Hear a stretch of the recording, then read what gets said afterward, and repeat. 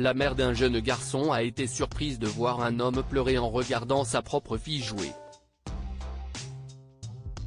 Alors qu'elle était étonnée de la patience dont faisait preuve ce monsieur, elle a découvert sa terrible histoire. La vie passe si vite, et parfois dans notre précipitation nous perdons de vue ce qui compte vraiment. Guy Parsons était assise sur l'un des bancs du parc, regardant son enfant de 5 ans jouer. En réalité, Guy faisait preuve de patience, car elle avait énormément de choses à faire. C'était samedi et elle devait encore préparer le dîner pour la famille, et elle voulait prendre de l'avance sur son nouveau projet, un projet qui pourrait bien propulser sa carrière. David, a-t-elle appelé. Si est-il l'heure de rentrer à la maison. Mais David l'a ignoré et a couru pour grimper sur l'échelle pour faire un autre tour sur le toboggan. Oh, s'est-elle écriée d'un air contrarié. Je n'ai pas le temps pour ça. L'homme à côté d'elle lui a alors demandé, si est-il votre fils? Guy avait déjà vu cet homme au parc avec un enfant de l'âge de David. Elle avait toujours pensé qu'il était un peu étrange dans sa façon de regarder son enfant, avec des larmes dans les yeux. Il lui semblait étrange et obsessionnel. Mais elle lui a répondu poliment, oui. Il est adorable, mais parfois, il met ma patience à rude épreuve. Juste à ce moment-là, la fille de l'homme est passée sur un vélo rose, et a fait sonner sa cloche pour leur faire signe. L'homme a levé la main pour la saluer en retour, et Guy a vu que des larmes coulaient à nouveau sur son visage. Si est-il votre fille? A demandé Guy à l'homme. Elle est si jolie. L'homme s'essuya les joues et sourit. Oui, si est-il mon Emilia. Il leva la main et fit un signe. Emilia, ma chérie. Si est-il l'heure de rentrer à la maison. Maman t'attend. Emilia a continué à pédaler avec ses petites jambes grasses et a commencé à bouder. S'il te plaît papa. Encore 5 minutes de plus.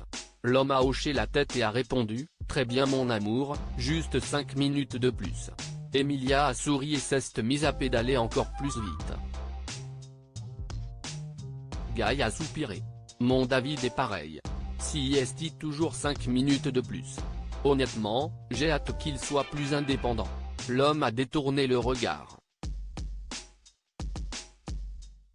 Si est-il vrai? Je peux.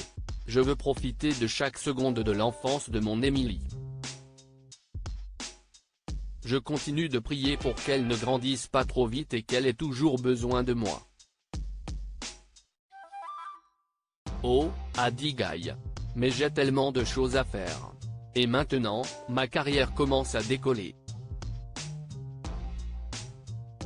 Je devrais être chez moi à prendre des notes pour mon nouveau projet et non pas ici, dans le parc, à regarder David astiquer le toboggan avec ses fesses. L'homme s'est retourné pour faire face à Guy. Il avait une trentaine d'années, mais il y avait de profondes lignes de souffrance marquées autour de sa bouche, et de la tristesse dans ses yeux. J'avais l'habitude de penser comme vous, a-t-il doucement dit. Mais la vie m'a donné une leçon. À ce moment-là, la petite Émilie est passée en trombe et a crié, « Papa, je peux avoir encore 5 minutes ?» L'homme a levé la main pour lui faire signe et a souri en signe d'accord. Guy a poussé un soupir. « Eh bien, je dois dire que je n'ai pas votre patience, a-t-elle dit avant d'appeler David à nouveau. Allez, David, je t'ai déjà appelé 2 fois.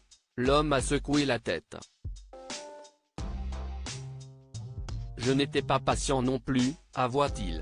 Mais il y a 6 ans, mon fils Jimmy, âgé de 10 ans, m'a demandé d'aller faire du vélo avec lui. J'avais du travail, alors je lui ai dit d'y aller avec ses amis. Je lui ai dit qu'on irait ensemble la fois suivante. Il n'y a pas eu de prochaine fois. Jimmy était en voiture avec ses amis et un conducteur a perdu le contrôle de sa voiture. Mon Jimmy ne s'en est pas sorti, et je ne me suis jamais remis de l'idée que si je l'avais accompagné, les choses auraient été différentes, que mon garçon aurait pu vivre. Puis j'ai réalisé combien de moments importants de la vie de Jimmy j'avais manqué pendant que j'étais occupé à construire ma marque et à faire avancer ma carrière. Alors quand ma femme est tombée enceinte d'Emily, j'ai fait un vœu. Je me suis promis d'être là pour chaque moment précieux, chaque fête d'anniversaire, chaque balade à vélo. Vous voyez, Emily pense qu'elle a 5 minutes de plus pour faire du vélo. La vérité, si est que j'ai 5 minutes de plus pour la regarder jouer, pour profiter de ma magnifique fille comme je n'aille pas profiter de Jimmy. Guy a détourné son visage pour que l'homme ne voie pas les larmes qui coulaient sur ses propres joues. Je suis tellement désolée pour votre perte, murmura-t-elle. Soudain, elle s'est imaginée perdre David, ne plus jamais revoir son doux visage, et une terrible douleur a frappé son cœur. Elle s'est tournée vers l'homme et lui a pris la main. « Merci », a-t-elle chuchoté. « Merci d'avoir partagé votre histoire. Vous ne savez pas ce que cela signifie pour moi. » L'homme a souri et a fait signe à Emily qui se dirigeait vers eux avec son vélo. « Je suis prête à rentrer à la maison, papa, a-t-elle dit. Je commence à avoir vraiment faim. » Guy a regardé l'homme et la petite fille s'éloigner, les larmes aux yeux, puis elle s'est retournée vers le toboggan.